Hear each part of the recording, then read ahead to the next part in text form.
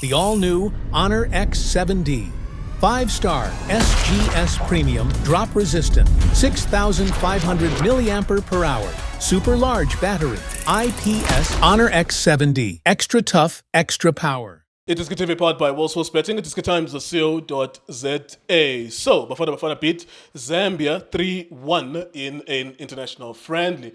It's two teams that feel like they are in different planes. It's like you're going one way on the fast lane and the other one is going on the slow lane. For Bafana, they are not emerging African team, but they are a proper African team. When other African teams look at Bafana, they think, okay, this is maybe a top 8 African team. Of course, South Africans want to be a top 2 or whatever they think they are. For Zambia, it's a team that's rebuilding, maybe a top 20 African team. Coach Avram Grant once coached my team, Chelsea, who lost 2008 to Manchester United as a coach on penalties in Moscow, in Russia, all those years ago. He was an interim coach there. He was coaching Zambia, Avram Grant. Now that he failed to qualify for the World Cup, he left the team. We saw former Orlando Pirates midfielder Perry Mutapa on the bench today. That means he's an interim coach for Zambia whilst they're looking for a permanent coach. So these are two teams at different places. Bafana having a coach that has been there for maybe 4 years or more than that, and then Zambia without a coach at the moment. Bobsit, we watched the game. What did you think of this, sir? Yeah, ngibulise onke amajita le studio. Yes, sir. Yes, sir. What are you going to do with the jersey? Njengoba sishintshe sponsor lesi. Who's coming in? Adidas or Nike? Yeah, we are not sure, but Adidas. Adidas already signed after the AFCON. So what are you going to do? Are you going to give away your jerseys or are you going to buy new ones? Because this looks beautiful. Yeah, no, ngizogcoka Nkululeko but kunala ngiyosiqokela khona. Yeah. Unikeza abantwana donation ukuthi okay, this is an old one, you buy a new one. Yeah, kona kuyafuneka vele uma sponsors fika Nkululeko sithenga lawo majezi. Nice one. Yeah. This looks like an AFCON team. Yeah. And I keep on saying that in all of these videos and asking the guys, this looks like an AFCON team. What do you think of it? Do you think this is most of what we'll see at the AFCON? Yeah, Nkululeko before ngena lapho ithi ngibongise yona national team. Sure. The technical team Bafana. Ngibongise no Debs for reaching 50 caps. Nice one, well done. Well done. That's an important player. Yeah. Important player for the national team. Exactly, Nkululeko. So, Nkululeko ngithi mina the way ngibona uHugo Broos ne technical team yakhe benza ngakhona. Kuyabonisa ukuthi ama preparation wale midlalo siya kuyo ya AFCON. Njengoba sibona aletha abadlali abafana nabo Yaya. Even though first half Yaya ubona ngathi it was difficult for yena. Uzamile ukumgcina for i-confidence yokuthi no ngiyamdinga uYaya ku AFCON. Ukuletha abadlali abafana noBusibisi i-decision ayenzile. I wish angazi ukuthi bahleli kanjani baza nale decision. Uma ungana abadlali abafana nabomvala kuleya defense yakho, you need abadlali abafana noBusibisi because siyofacana nama opponent at different. Yeah, Usibisi, if you think about Usibisi makadlala kwi Champions League last year. Yeah. Last season Orlando Pirates and they went to the semi-finals. Yeah. He was an important member of that centre back pairing with Orlando Pirates. He gained that experience and also he's an international player. Exactly. It's a no-brainer. Whether people like him or not, he needs to be there. Yeah, because he's doing well. Umdlalo ofana naye Usibisi lapha emuva. So Nkululeko uma ngabe ufuna ukuselect team yakho kumele ibe balance. Kumele wazi ukuthi uma ngabe ngiyo approach team efana nale yiphi indlela kumele ngidlale ngayo uma ngabe ngiapproach le team. So abadlali abafana nabosibisi lapha emuva uyobadinga because uyazi ukuthi kunala khona uyofuna udlala ngabadlali aba physically strong opponent. Udinga abadlali abafana nabosibisi naleyo experience abanayo lapha emuva. So ngiyacabanga ukuthi uHugo Broos nabo Helman Mkhelele the way bahlezi phansi bahlela ngakhona into zabo uma ungabheka i-team yabo ibalance Nkululeko. The way bafana idlale ngakhona today uma ungabheka first half sizamile ukuthi sifuna ukudlala the way sijwayele ukudlala ngakhona, but the problem ongathi uyabheka kulela side la right bese ngafunction as usual because if ungazi ngihlala ngitshela nge-Apollos pass which is a diagonal pass yaka-Apollos yile nto abazama ukuyisebenzisa but umremi beyingasebenzeli kulela side because Nkululeko siyaleka kuma winger waka right. I think mhlambe ile modern football yokuthi always sifuna ukuthi sidlalisa abadlala ngo left ngale ukuthi bakhathe in. But abanye bayasebenzela. Bheka uNkotha, what a finisher. The way uNkotha adlala ngakhona kuma empty spaces.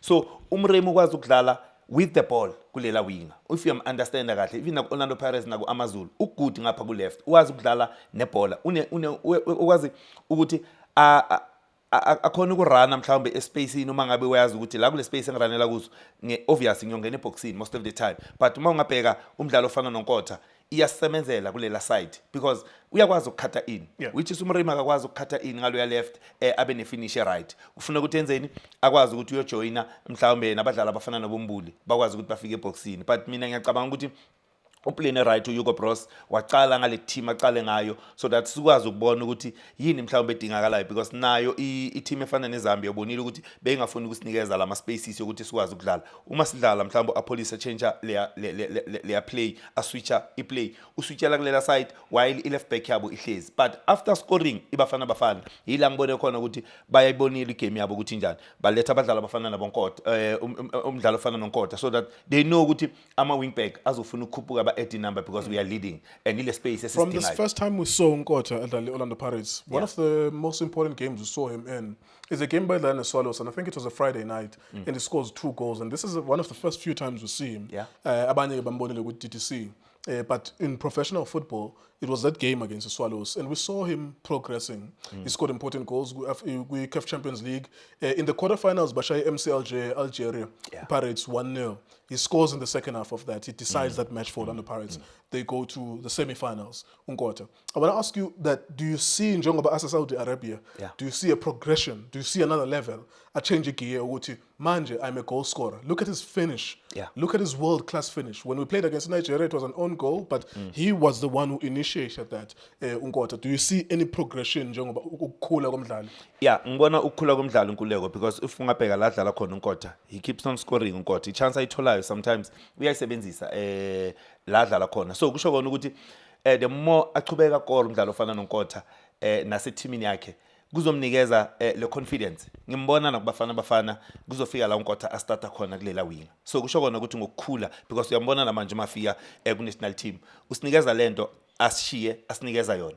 Ukuthola ama chances uphanishe Nkuleko so ukubonisa ukukhula decision making remember manje ngibone lapha kule game kusho ukuthi uyakhula uNkotha most of the time bekathi ma win ball always ufuna ukuthi akhathe in ashaye but manje uyakwazi ukusebenzisa right athatha ibhola abheke ukuthi ubani oranele eboxini alethe ibhola eboxini so nako lokho ukubonisa ukukhula kwemidlali sengivumelana nawe Nkuleko mina ukuthi ngiyacabanga ukuthi uyakhula uNkotha the way ngimbona ngakhona because decision making ku final third yilento esiyidingayo Nkuleko. Let's look at the Bafana then I was talking about this AFCON team. For you, what does this team need?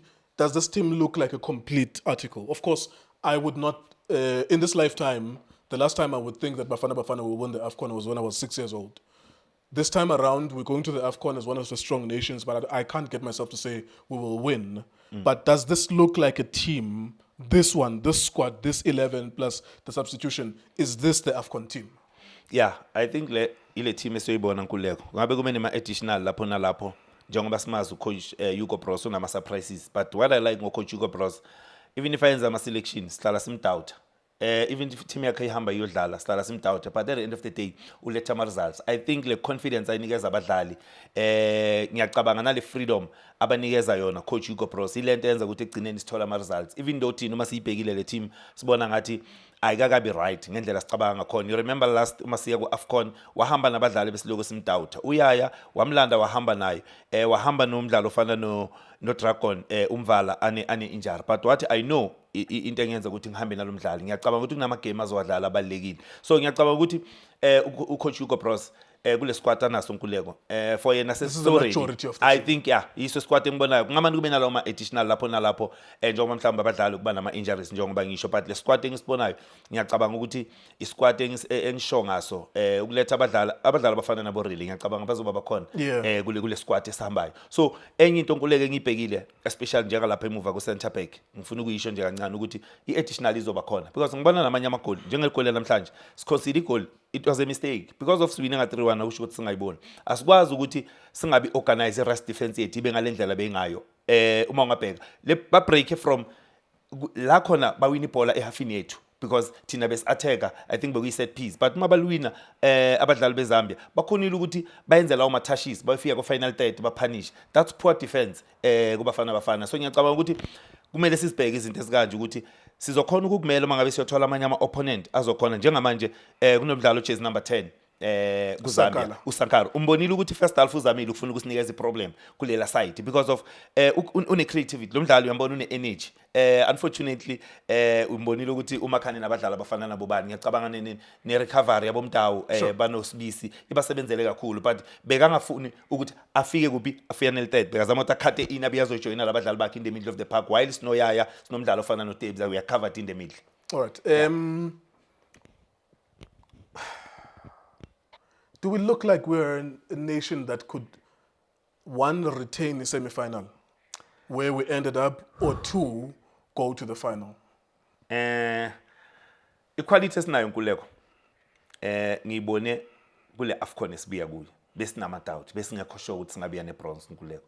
But ngendlela le technical team ebafana ngakhona iyangithembisa Nkululeko because equality sinayo la ekhaya. So kwamanje ngabonakala ngathi mhlawumbe asikakabi right si bafana but mina ngiyacabanga Nkululeko ukuthi kuma semifinals ila siyakhona because ngibelievela kule technical team kulabadlali esinabo the way bane understanding ngakhona uma ngabe bambona uHugo Bros asebenchini nabo Helman Mkhelele kunento abasinikeza yona esi country singacabanga ukuthi bebangasinikeza yona but at the end of the day siyakwazi ukubona ukuthi okay now ama results because Hugo Bros uwina la ungacabanga vele na ukuthi ungawina wonke umuntu uma enze selection uba nama question why ungaselect ubani why uthatha ubani but at the end of the day usinikeza ama results so ngiyacabanga ukuthi kuma semifinals minimum semifinals ila siyakhona Nkululeko. All right, there you go. Thank you very much, Bobsit. That's Bafana, and that's the end of the international weekend for us as Bafana in South Africa. I think it was one of the slowest internationals for me. Normally, I accept an international. You know, other people, they don't like international week. They want club football. Normally, I'm just open to it because I like international teams. I like watching different international teams and their stories. But this one felt so slow. Maybe it's because we're no longer playing our qualifiers on a Friday and then like a Tuesday. That makes the week go by very quickly. It was very slow. We've played the international friendly. Now it's going to be a slow approach towards next week for a Champions League, a CAF, Confederations, and a Betway Premiership as well. So that'll be next week. Then in 7 days we'll be here. Lupopo by this time would have played against Mamelodi Sundowns. We'll be talking about this game at this time next week. It is TV, it is Times also sweating. Shapunjan Bafuyethu Kamala Mulindo Pep, the best analyst in the country. Please don't forget to subscribe to Itiski TV. Tanko. This is Bongane Benedict Vilakazi, they call me so. Niyazi Bafuyethu, I'm a coach for life. They are back in winning ways. Please, subscribe to Itiski TV.